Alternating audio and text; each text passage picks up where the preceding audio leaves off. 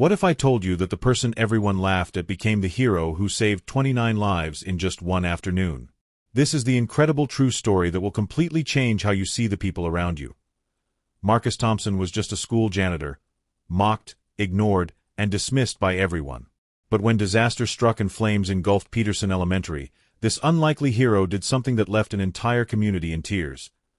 Before we dive into this amazing story, tell me in the comments, what city are you watching from right now? And if you love stories about real heroes who prove that courage comes in all forms, hit that subscribe button and let's uncover more incredible tales together. Marcus Thompson shuffled through the glass doors of Peterson Elementary School every morning at exactly 7:15 a.m., his worn-out sneakers squeaking against the polished linoleum floors that he had meticulously cleaned the evening before with industrial-grade wax that made them shine like mirrors under the fluorescent lights. The other staff members would exchange knowing glances and barely suppressed smirks as he passed by their clustered groups near the main office, their eyes immediately drawn to his mismatched socks that were visible beneath pants that were perpetually too short for his lanky 6-foot frame, revealing ankles that had become a source of constant amusement among his colleagues. At 42 years old, Marcus was the school's head janitor and maintenance supervisor, a position he'd held with unwavering dedication for nearly 15 years, arriving early and staying late to ensure every classroom, hallway, and bathroom met the highest standards of cleanliness and safety. Yet despite his tireless commitment to maintaining every corner of the sprawling brick building, he remained the constant subject of countless cruel jokes and whispered conversations that echoed through the teachers' lounge during coffee breaks and lunch periods. His thick glasses were held together with electrical tape after a playground accident 3 months prior when a soccer ball had struck him squarely in the face while he was repairing a broken fence. His graying hair grew in uneven patches due to a childhood burn injury from a house fire that had left permanent scars across his scalp, and his speech carried a slight but noticeable impediment that made him pronounce certain consonants with a distinctive lisp that became more pronounced whenever he was nervous, excited, or trying to explain complex maintenance issues to administrators who rarely listened to his expertise. The cruel nickname Mumbles had followed him relentlessly since his very first day on the job 15 years ago, originally coined by Janet Peterson, the principal's sharp-tongued niece who taught 3rd grade and seemed to derive particular sadistic pleasure from making Marcus feel small, insignificant, and utterly worthless whenever their paths inevitably crossed in the narrow hallways between classes. During monthly staff meetings held in the cramped library after school hours, when Marcus occasionally summoned the courage to offer thoughtful, well-researched suggestions about critical school safety protocols, potential fire hazards he had observed, or essential maintenance issues that required immediate administrative attention, the room would invariably fall into an uncomfortable, oppressive silence, followed by polite but clearly dismissive nods from his colleagues who viewed him as someone far beneath their professional status and educational credentials. The younger teachers, fresh out of prestigious universities with their shiny new degrees in education, cutting-edge teaching methodologies, and the latest theories in child development, would roll their eyes dramatically and exchange meaningful, condescending looks whenever Marcus approached them with genuine concerns about loose handrails he had discovered during his nightly security rounds, faulty door locks that could pose safety risks during emergency evacuations, broken playground equipment that could injure children, or potential structural hazards that his experienced eye had detected throughout the aging building during his comprehensive daily inspections. They saw him as nothing more than a pathetic relic from a bygone era, someone who belonged permanently in the background of their important educational mission, invisible and utterly insignificant to their noble work of shaping young minds and preparing the next generation for success in an increasingly competitive world. Marcus had gradually grown accustomed to eating his modest brown bag lunch alone in the cramped, windowless utility closet that served as his unofficial office, surrounded by the familiar company of industrial mops, bottles of cleaning supplies, maintenance tools, and repair equipment, while the sounds of animated laughter, engaging conversation, and collegial camaraderie echoed mockingly from the teacher's lounge located just down the hall from his solitary refuge. Over the years, he had carefully learned to time his breaks, meals, and movements throughout the building to strategically avoid the common areas, faculty meetings, and social gatherings when his colleagues were present, thereby sparing himself the recurring sting of their barely concealed contempt, whispered insults, and the cruel comments that followed in his wake like persistent shadows that never seemed to fade or disappear completely. Despite the constant humiliation, social isolation, and professional dismissal he endured daily, Marcus never complained to administrators, never fought back against the unfair treatment, never reported the harassment to district officials, and most remarkably, never stopped caring deeply about the school, its mission, and especially the hundreds of innocent children whose safety and well-being had somehow become his personal responsibility and greatest source of purpose in an otherwise lonely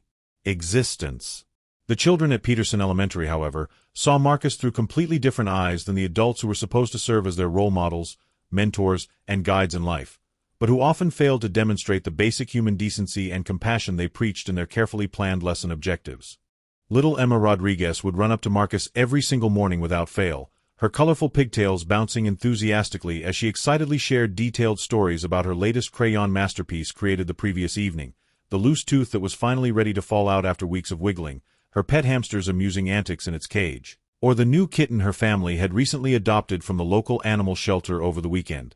And Marcus would listen with authentic interest and genuine engagement, his weathered eyes lighting up with unmistakable warmth behind his tape-repaired glasses as he praised her artistic efforts, congratulated her on reaching another significant childhood milestone, or offered gentle advice about caring for her beloved pets. When 7-year-old Tommy Chen scraped his knee badly during a particularly energetic recess session and the supervising teachers were too busy engaged in their own adult conversations about weekend plans and workplace gossip to immediately notice his tears and obvious distress, it was always Marcus who would appear seemingly out of nowhere with Band-Aids, antiseptic wipes, and gentle words of comfort and reassurance, carefully cleaning the wound with practiced tenderness while telling amusing stories about his own childhood mishaps and silly jokes until the boys' heartbroken sobs gradually transformed into delighted giggles of pure joy and relief. The children throughout Peterson Elementary had collectively given Marcus their own special nickname that accurately reflected their true feelings and genuine affection, Mr. Magic, a title bestowed upon him because of his seemingly supernatural ability to repair broken toys that other adults had declared completely unfixable, retrieve lost balls from impossible locations like storm drains and high rooftops, locate missing lunchboxes and backpacks that had mysteriously disappeared, and make their various childhood problems vanish through his resourceful solutions, infinite creativity, and boundless patience that never seemed to diminish or run out no matter how demanding their needs became or how many times they approached him for help.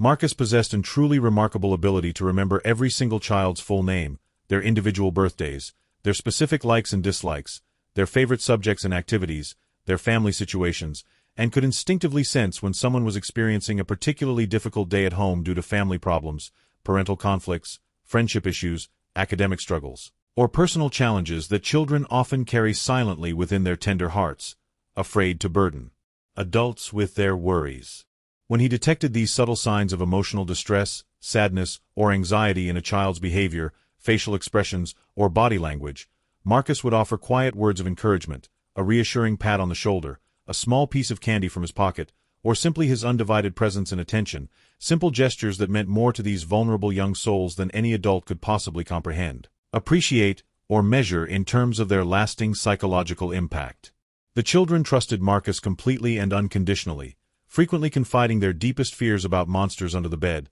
their biggest dreams of becoming astronauts or teachers, their worries about divorced parents, and their most secret concerns about fitting in with classmates, sharing these intimate thoughts with this gentle man who never judged their fears as irrational, never dismissed their problems as childish nonsense, never laughed at their ambitious dreams, and never betrayed their confidence by sharing their private conversations with parents, teachers, administrators, or other authority figures who might not understand or appreciate the sacred trust that had been placed in him. As Marcus methodically unlocked the heavy main entrance doors with his master key ring and carefully disabled the sophisticated electronic security system that protected the school during nighttime hours, he experienced an inexplicable, unsettling sensation that something fundamental had shifted or changed in the building's familiar atmosphere overnight, though he couldn't quite identify, articulate, or pinpoint what exactly felt different from the previous evening when he had completed his thorough final rounds and left everything in absolutely perfect condition according to his meticulous standards. His comprehensive custodial inspection, a detailed routine he had religiously performed every morning for 15 years without exception, methodically checking every classroom, hallway, bathroom, and storage area, revealed nothing obviously out of place, damaged, or concerning, yet a persistent, nagging feeling deep in the pit of his stomach continued to suggest with growing intensity that this particular day would prove to be unlike any other he had experienced during his long, dedicated tenure at Peterson Elementary School. The first 3 class periods of the day proceeded smoothly without any notable incidents, disruptions, or emergencies, with Marcus methodically going about his well-established routine of essential maintenance tasks throughout the sprawling building, systematically replacing burned-out fluorescent light bulbs in the 3rd grade hallway, carefully fixing a persistently squeaky door hinge in the school library that had been annoying Mrs. Henderson for several weeks, meticulously restocking paper, towels and liquid soap dispensers in all the student restrooms on both floors, and conducting his usual comprehensive safety inspection of playground equipment, handrails, and outdoor facilities that the children would use during their lunch recess period. By 8:30 a.m., the hallways were filled with their usual symphony of organized chaos as hundreds of children from kindergarten through 5th grade arrived for another day of learning and discovery, their excited voices creating a familiar, comforting melody of youthful energy and enthusiasm that Marcus had grown to cherish deeply over the years. Despite the profound social isolation and professional dismissal he endured daily from the adult community that surrounded him but never truly accepted him as an equal colleague worthy of basic respect and appreciation. The ominous, chemical odor was subtle and barely detectable at first, easily overlooked or dismissed among the usual basement mixture of industrial cleaning supplies, old building materials, lubricating oils, and mechanical equipment that had accumulated over decades of school operations and maintenance activities. But Marcus's extensive 15 years of hands-on experience maintaining every aspect of the building's complex infrastructure had taught him to recognize even the slightest variations in normal environmental conditions that might indicate developing problems requiring immediate investigation and professional attention. His methodical, systematic investigation of the basement's various mechanical systems, electrical components, and utility connections led him to make a terrifying, heart-stopping discovery that would change everything. The main electrical distribution panel located in the southeast corner near the water heater had begun producing dangerous, toxic smoke, with bright orange sparks occasionally shooting menacingly from behind the thick metal cover that was specifically designed to protect the primary electrical circuits responsible for feeding power to the entire school building and all its vital systems, including lights, computers, heating, ventilation, and security equipment. Without a single moment's hesitation or any consideration for his personal safety,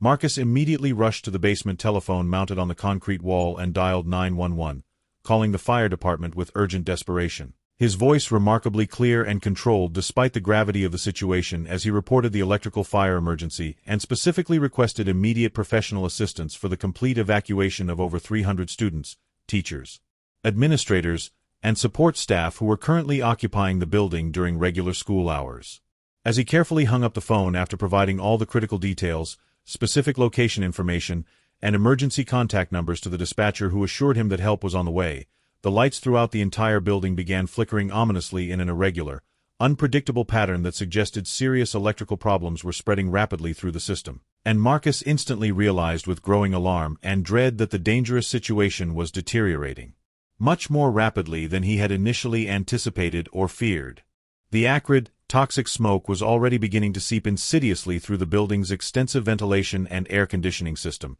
creating an increasingly hazy, dangerous atmosphere that made clear visibility extremely difficult and normal breathing progressively uncomfortable and hazardous for everyone trapped within the building's rapidly deteriorating lower levels and basement areas where the electrical fire was spreading with alarming speed. Marcus understood the school's official evacuation procedures, safety protocols, and emergency response plans better than any other person in the building, having studied them obsessively, memorized every detail, and identified potential problems during his years of dedicated service, and more importantly, having personally discovered and documented every potential bottleneck, safety hazard, structural weakness, and evacuation obstacle that the school administration and district officials had consistently chosen to ignore, dismiss, or postpone despite his repeated written warnings, detailed maintenance reports, and passionate pleas for critical safety improvements and infrastructure upgrades. While the trained teachers and administrators struggled desperately to maintain proper order, control, and discipline among their increasingly frightened and panicked students who were screaming,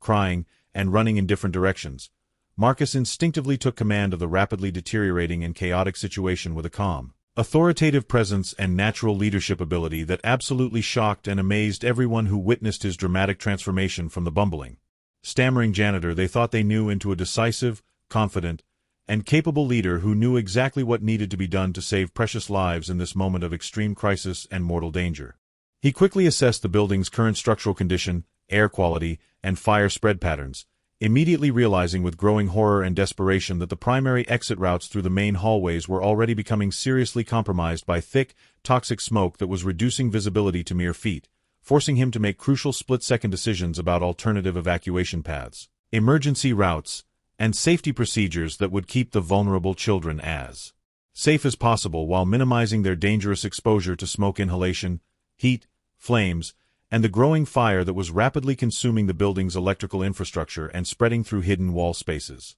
The children, immediately recognizing their beloved and trusted Mr. Magic, despite the chaos, smoke, and terror surrounding them on all sides, responded instantly to his calm commands and clear directions with complete faith, trust, and obedience, while many of the supposedly experienced teachers and trained administrators stood frozen in shock, disbelief, and helpless panic, completely unable to process or comprehend the dramatic transformation occurring in the man they had systematically dismissed, mocked, and ridiculed for so many years without ever truly seeing his hidden potential, inner strength, or natural leadership capabilities. Group by methodical group, Marcus skillfully guided clusters of frightened students through increasingly smoke-filled corridors, utilizing his intimate, encyclopedic knowledge of every hallway, door, window, staircase, emergency exit, and potential obstacle to identify and navigate the safest possible routes out of the progressively dangerous building that was rapidly becoming a death trap for anyone who remained inside beyond the critical evacuation window. As the large-scale evacuation continued with increasing urgency, Marcus discovered that 29 students from various grades had become trapped in the building's remote east wing when a portion of the second-floor hallway became completely impassable due to heavy smoke and falling debris. The professional emergency responders had not yet arrived despite his earlier call, and Marcus knew that waiting for outside help could mean death for these children. Then he remembered the old service elevator connecting basement to second floor, officially declared unsafe but secretly maintained by him in perfect working condition. Without hesitation, Marcus began making multiple dangerous trips up the unreliable elevator, his lungs burning from smoke exposure as he gathered small groups of terrified children, comforting them with gentle words while the building groaned around them. "Don't be scared, my brave little heroes," he told each group, his voice steady despite obvious danger. "Mr. Magic is going to get you out safely." On his final trip to rescue the last 5 kindergartners, Marcus knew the building was reaching its breaking point. The elevator made ominous grinding sounds, stopping between floors for terrifying moments, but he pressed on because he couldn't leave any child behind. As they reached the basement and headed toward the rear exit, a massive electrical explosion rocked the structure, sending debris raining down. Marcus shielded the children, pushing them toward safety even as his strength failed from smoke inhalation and exhaustion. With his last breath, he ensured all 29 children reached safety before collapsing. Despite heroic efforts by paramedics, Marcus died 3 hours later at the hospital, surrounded by the families whose children he had saved, finally understanding the true measure of the man they had failed to recognize for so many years.